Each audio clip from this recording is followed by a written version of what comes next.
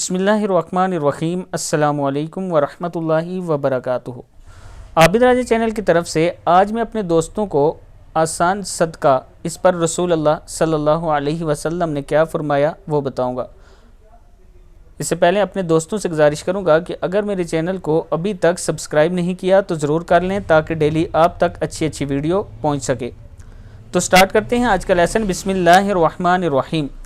सैयदना अबू ज़र रज़ी अल्लाह ताला अन्हु फरमाते हैं कि चंद असहाब रसूल अल्लाह सल्लल्लाहु अलैहि वसल्लम के पास आए और अर्ज़ की, ए अल्लाह के रसूल, माल वाले सब माल लूट कर ले गए, इसलिए कि वो नमाज़ पढ़ते हैं जैसे हम पढ़ते हैं, और रोज़ा रखते हैं जैसे हम रखते हैं, और सदका देते हैं अपना ज़ायद माल से।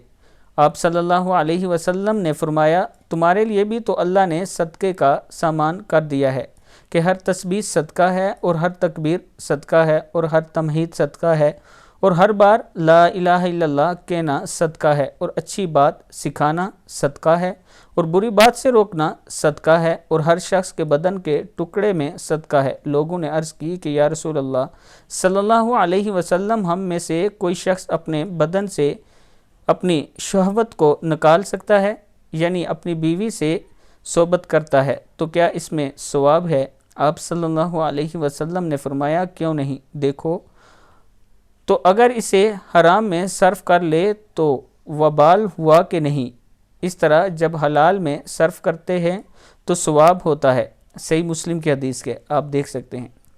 मैं अपने तमाम दोस्तों से गुजारिश करूंगा कि इस वीडियो को आपने आगे ज़रूर शेयर करना है। अस्सलामु अलैकुम वरहमतुल्लाहि वबरकातुहू।